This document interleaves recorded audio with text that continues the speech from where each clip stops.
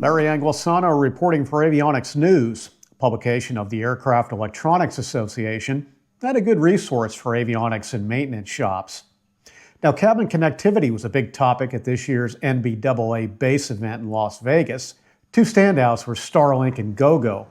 First, Starlink, which is growing in popularity among bizjet operators, and Washington-based AeroMech is leading the charge with a handful of STCs for Starlink installs in jet and turboprop cabins. Now, I rode along in a Citation Sovereign Plus at the show, caught up with AeroMech's Anthony Wiedekier for specifics on the Starlink interface. So when I first heard Starlink was getting into aviation, the key point for me was looking at the fact that they're vertically integrated technology-wise. They do everything. They launch the satellites into space. They set up the constellation. They make all the hardware.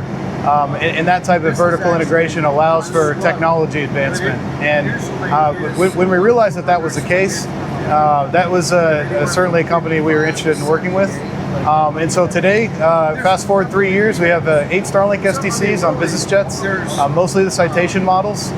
Today we're flying on a Citation Sovereign Plus, and we've accomplished a lot. So far, the feedback in the field through about 100 installations total crossing all of our STCs is better than expected. That's been the feeling from everyone who's involved.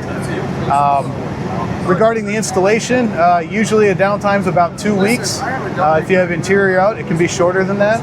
And another key point for installers, it doesn't connect to any onboard aircraft systems. All you need is an Airing bus for power, but it's a standalone system, and the architecture really works more like a home internet system than traditional avionics connectivity. Yeah, so in terms of the components, obviously there's a Starlink antenna, which is the most visible. There is a standalone power supply unit that powers the antenna, and then there is a Wi-Fi router.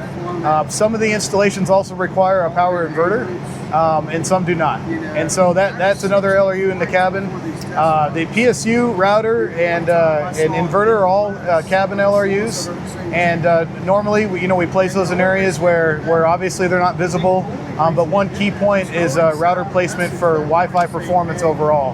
That's really the key point we have to consider on the inside, is making sure that it's in an ideal location so that you never experience any downward trend in your Wi-Fi performance. So typical all-in cost, like start to finish, to fly away with Starlink, you're going to range anywhere from the low 200s to the high 200s on the Textron model airframes for the most part.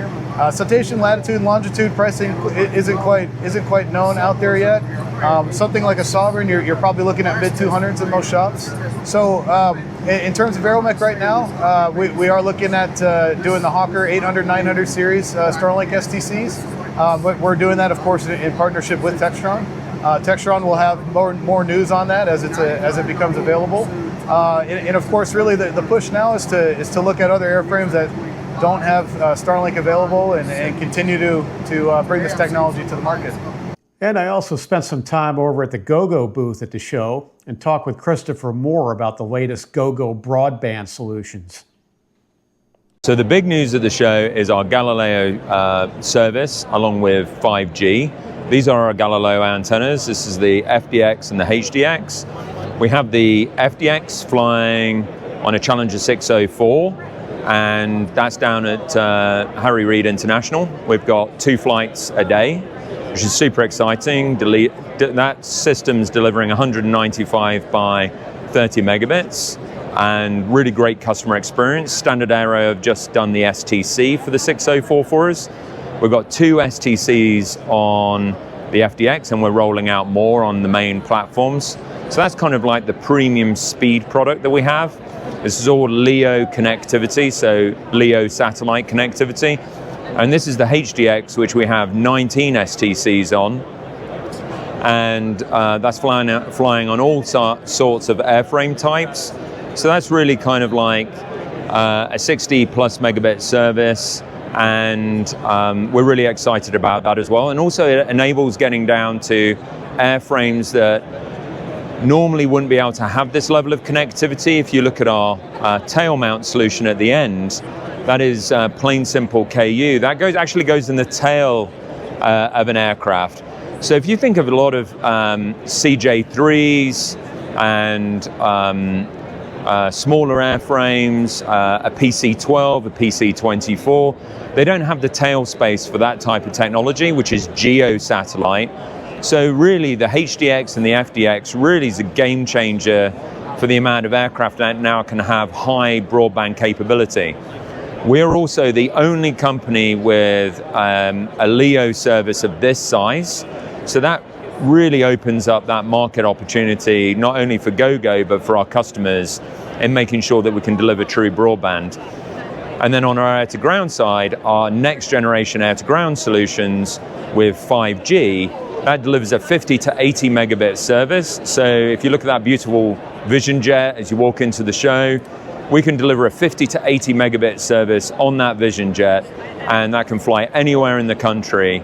So you don't necessarily need satellite. So on those smaller airframes, we have a more affordable broadband solution. So when you think of Gogo, you've got air-to-ground broadband, GEO broadband, and LEO broadband. The GEO and the LEO are the satellite orbits, and that also gives different capabilities. So we're super excited, loads of things happening at the show, and we're really now, I think, in a revolutionary moment for the industry on delivering connectivity to all sizes of aircraft. And then also you have our global 24/7 support. We've got the best people in the industry, and I really believe we've got the best competitive solution. Now, you can look for a full report on cabin connectivity in an upcoming issue of Avionics News magazine. For Avionics News, I'm Larry Anglisano reporting.